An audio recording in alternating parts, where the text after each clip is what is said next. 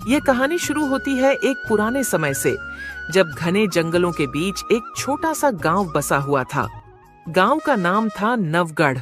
चारों तरफ हरे भरे पेड़, कल कल बहती नदी और खेतों में मेहनत करते किसान। देखने में गांव बेहद शांत और सुखी लगता था, मगर उसके ऊपर एक खौफनाक साया मंडराता रहता था, जंगल का शेर। वो शेर बहुत बड़ा और ताकतवर था। उसकी दहाड़ इतनी भयानक थी कि सुनकर ही औरतें बच्चे कांप जाते थे।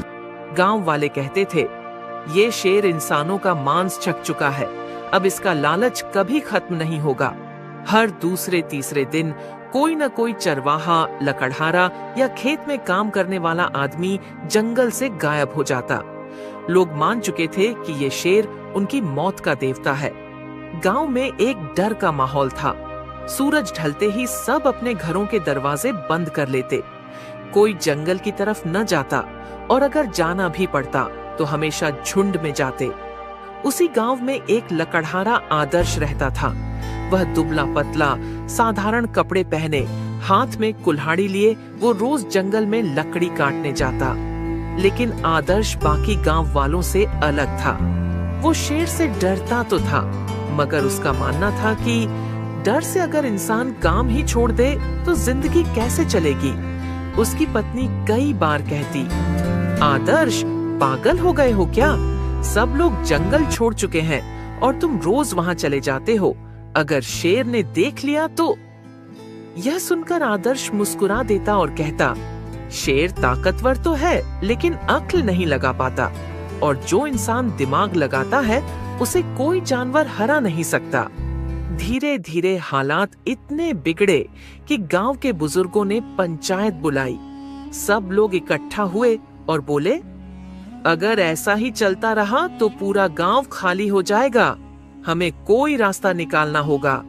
किसी ने सुझाव दिया, हम सब मिलकर शेर को मार डालते हैं। लेकिन तुरंत कोई बोला, क्या तुमने कभी उसकी शक्ल देखी है? वो अकेले ही 10 लोगों पर भारी पड़ता है। कुछ लोग बोले, चलो गांव छोड़कर कहीं और चलें। मगर बुजुर्गों ने कहा, ये जमीन हमारे पूर्वजों की है, इसे छोड़कर कहां जाएंगे? बहुत बहस हुई, मगर कोई नतीजा नहीं निकला। गांव का माहौल और डरावना हो गया। पंचायत खत्म होने के बाद आदर्श घर लौटते समय सोचने लगा, क्या सचमुच शेर से डरकर भाग जाना ही समाधान है? अगर मैं अपने दिमाग से काम लूं तो क्या इस शेर को हरा नहीं सकता? वो रात भर जागता रहा और एक योजना बनाने लगा। उसे पता था कि ताकत से शेर को हराना असंभव है, लेकिन उसकी मूर्खता ही उसकी सबसे बड़ी कमजोरी है। अगले दिन आदर्श हमेशा की तरह कुल्हाड़ी लेकर जंगल में गया। वो जानता था कि आज उसका सामना शेर से हो सकता है। जैसे ही वो लकड़ी काट रहा था, अचानक झाड़ियों में खड़खड़ाहट हुई। पत्तों के बीच से सुनहरी आंखें चमकी और फिर गड़गड़ाती आवाज के साथ शेर निकला। शेर दहाड़ा और बोला, ओ लकड़हारे, ये जंगल मेरा है।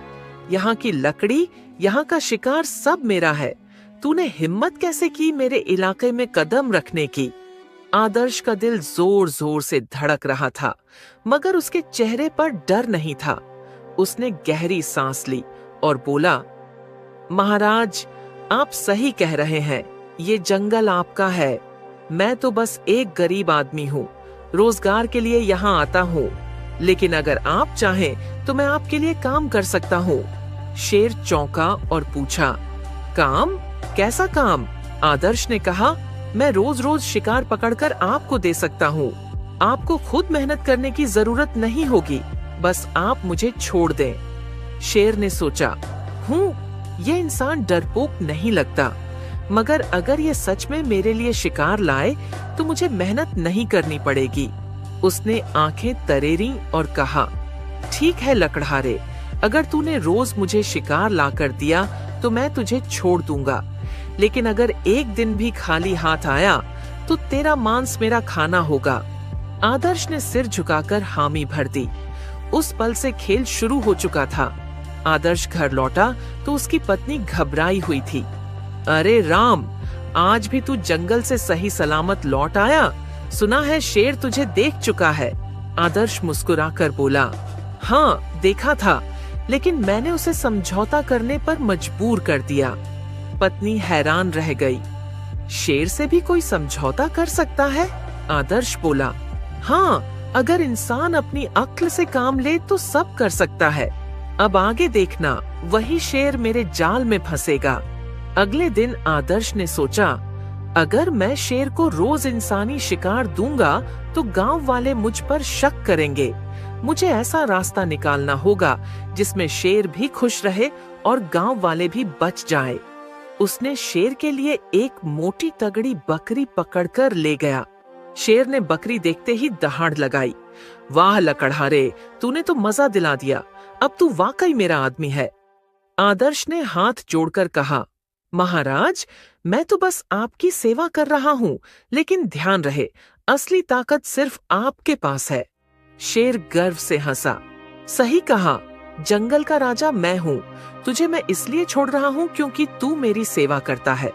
आदर्श मन ही मन मुस्कुराया। यही तो इसकी कमजोरी, घमंड और मूर्खता है। धीरे धीरे आदर्श रोज कुछ न कुछ शेर को ले जाता। कभी खरगोश, कभी बकरी, कभी सुअर।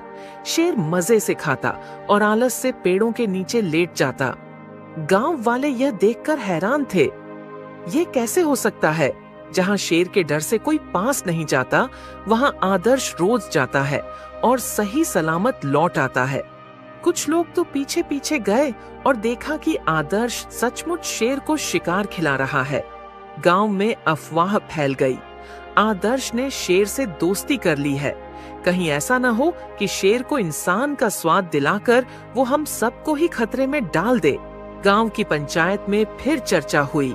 कुछ लोग बोले, आदर्श गद्दार है, वो शेर को ताकतवर बना रहा है।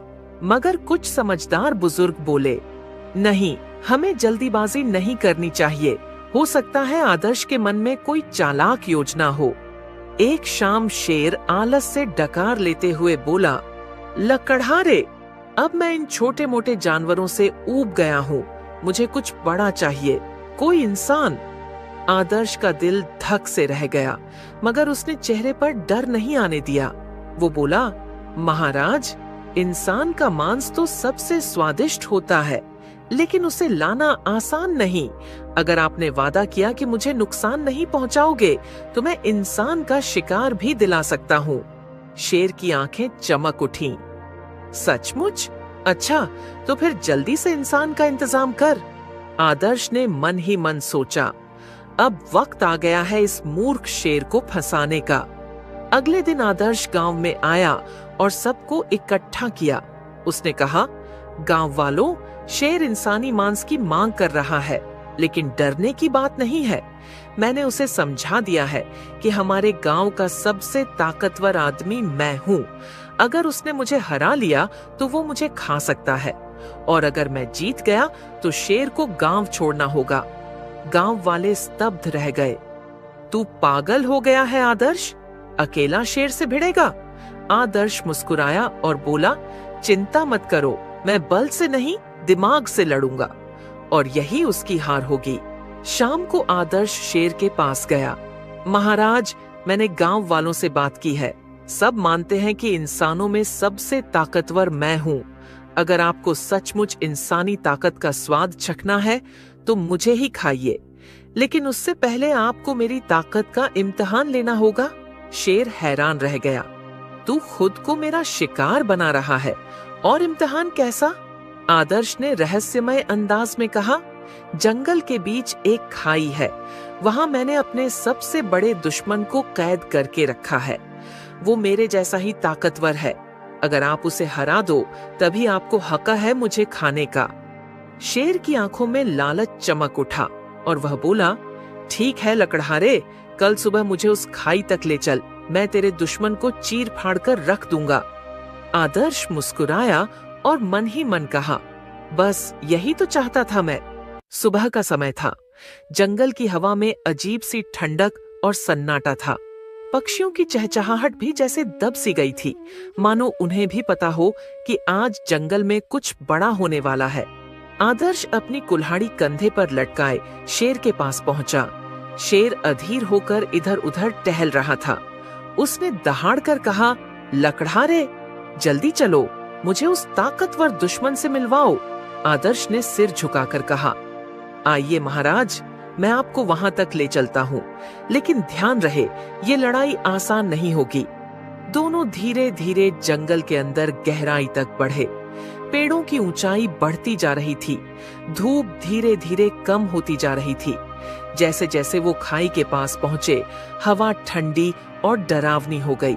शेर गरजते हुए बोला, लकड़हारे, तेरा दुश्मन चाहे जितना ताकतवर क्यों न हो, मेरी एक ही दहाड़ से कांप उठेगा। आदर्श ने मन ही मन मुस्कुराकर कहा, बस थोड़ी देर और, मूर्ख शेर। आखिरकार दोनों एक गहरी और चौड़ी खाई के पास पहुंचे। खाई इतनी गहरी थी कि नीचे झांककर देखने पर सिर्फ काले पानी की चमक नजर आती थी। उसके चारों ओर खामोशी थी, बस कभी कभी हवा की सरसराहट और पानी की लहरों की आवाज आती। आदर्श खाई की ओर इशारा करके बोला, महाराज, यही है वो जगह, और नीचे पानी में है मेरा सबसे बड़ा दुश्मन, एक और शेर उतना ही ताकतवर जितने आप। शेर ने हैरानी से नीचे झांका। पानी में उसे अपना ही प्रतिबिंब दिखाई दिया। उसकी सुनहरी आंखें, उसका विशाल शरीर और उसका खूंखार चेहरा। शेर दहाड़ा और बोला, आह, ये तो सचमुच शेर है, और लगता है ये भी मुझे ललकार रहा है। पानी की सतह पर लहरें उठी और उसका प्रतिबिंब हिलता डुलता दिखाई दिया। शेर गरज कर बोला, लकड़हारे, तेरा दुश्मन अब मेरा शिकार बनेगा, देखना मैं इसे चीर डालूंगा। आदर्श ने शांत स्वर में कहा, महाराज, अगर आपने इसे हरा दिया तो आप सच में जंगल के सबसे बड़े राजा कहलाएंगे, फिर आपको मुझे खाने का हक भी मिलेगा।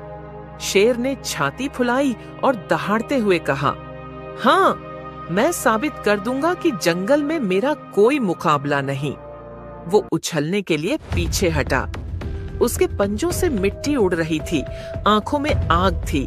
आदर्श ने एक आखिरी बार मन ही मन प्रार्थना की, हे भगवान, मेरी इस चाल को सफल कर देना। अचानक शेर ने जोरदार दहाड़ लगाई और खाई में छलांग लगा दी। उसका विशाल शरीर हवा में लहराता हुआ सीधे पानी में गिरा। धड़ाम!